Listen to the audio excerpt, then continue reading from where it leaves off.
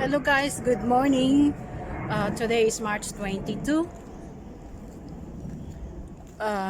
It's Sunday na naman kaya it's my holiday, so I decided to go hiking again even I'm alone.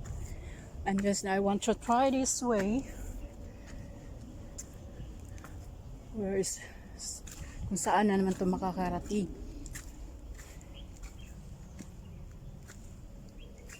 May ano po dito. Parang bahay siya noon. Ano ba? Yan po guys.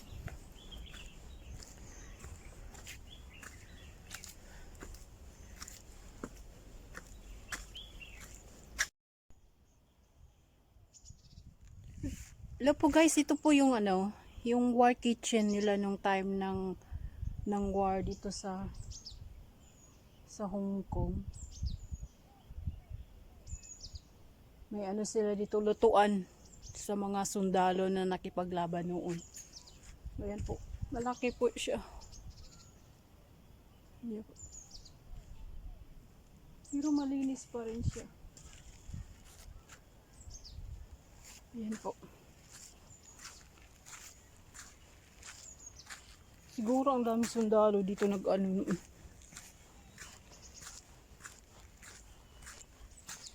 Ayan. Akit ako dito sa bundok na to. Saan kaya to?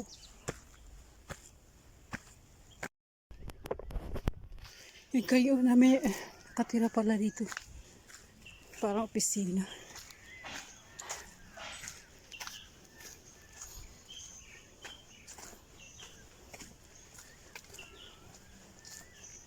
Ano kaya to? Opisina ng Marine.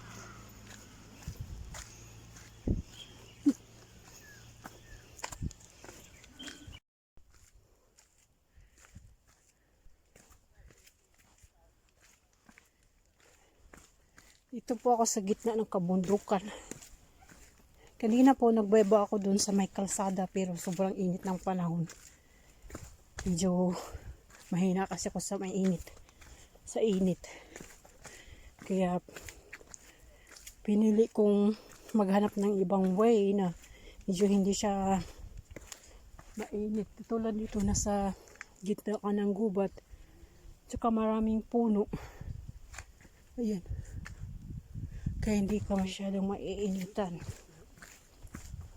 Kanina kasi medyo sumikip yung dibdib ko kaya hanap ako ng ibang way.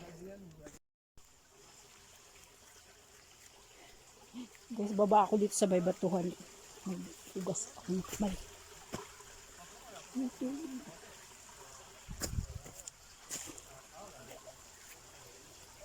Wow.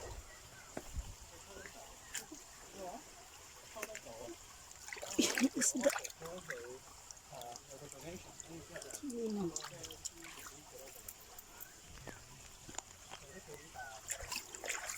Bakit yung tubig? May isda po.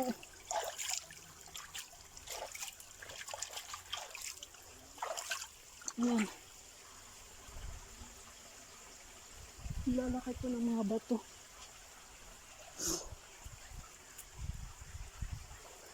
Medyo madulas kasi ang may lumot.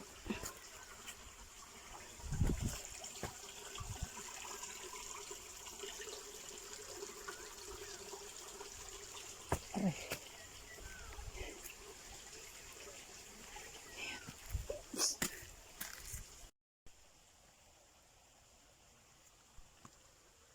Yung mga bata kanina nang huli ng mga butiti.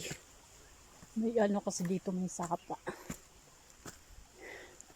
Tingnan ko dito sa sa taas.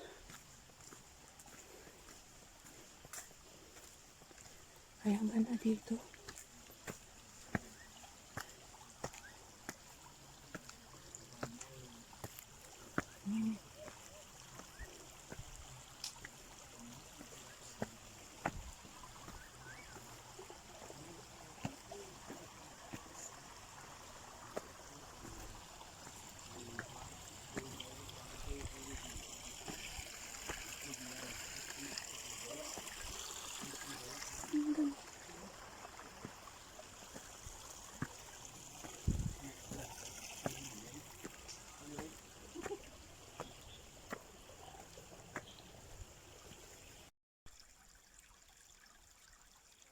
guys.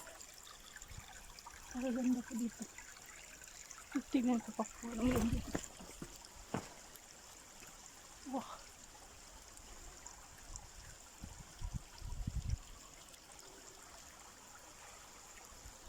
Tingnan dito. Nice eh.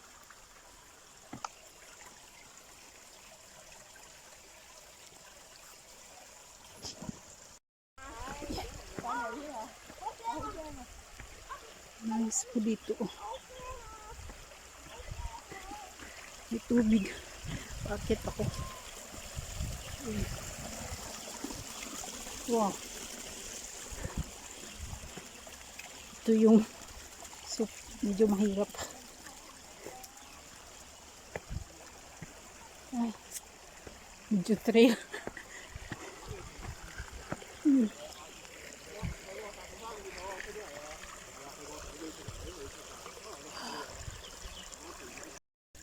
Sila guys, hirap po yung daan.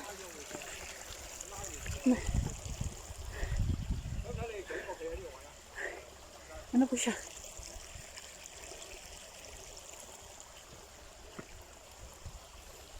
May falls po siya pero maliit lang yung tubig. Kasi ano, medyo mainit nga yung panahon. Wala yung masyadong tubig.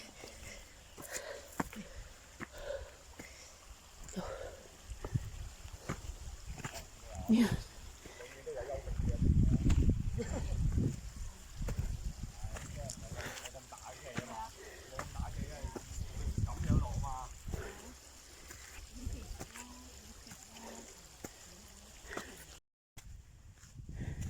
Hingal po.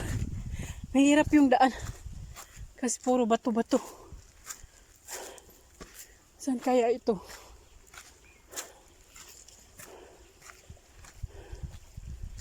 Saan kaya ang ano nito? May poles kaya dito sa taas. Ang hirap ng ano. Alam mo yung ano nila dito, yung ilog nila. Parang ano, sinadya. Kasi tingnan yung mga bato-bato. Hindi siya maputik. Grabe siya. Diba? Ayan po guys, may ano. Dito po ako sa may ano, yung mga may station na yung radio receiver. Nakarating ako dun sa may unahan. Tapos, kunti lang kasi ang tao guys, kaya bumalik ako sa pinanggalingan ko. Ayan po yung may building dun, no? sa radio. Ayan. Luma na yung building. Itong binaybay ko po ay yung sapa, yung ilog. Tapos bumalik ako kasi mahirap na mag-isa lang kasi ako. Pag may kasama ako, babalik ako dito. Kasi ang ganda pa ng ano eh. Hindi ko pa narating yung sa unahan kung saan pa siya talaga. Kaya dito muna, balik na lang muna ako. Kasi ako lang mag-isa. Buti nung last Sunday kasi may kasama ako kahit saan na kami makarating. Pag mag-isa ka lang, medyo nakakatakot din kasi napakalayo na nito sa ano, sa ilang kilometro na to po. So bumalik na lang ako. Medyo mahirap po yung daan kasi maraming bato-bato. Kaya medyo hindi ako nag-video kanina. Nag-stop ako kasi mahirap na baka pilayan tayo dun sa mga malalaking bato. Pabalik na nga ako dun eh. Kasi dun ako dumaan kanina. Ayan po yung tubig. Oh. Yan. Hindi ko naabot yung dulo niya. Medyo curious ako kung saan kasi siya nanggaling. Baka may pole siya. Kaya sinubukan kong baybayin. Pero hindi ko naalatig eh. Kasi medyo malayo na po siya eh. Wala na kasi siya mga pangalan kung saan siya babagsak. Tingnan ko sa mapa eh. Hindi ko pa kabisado yung lugar. Kaya ito, bumalik na lang ako.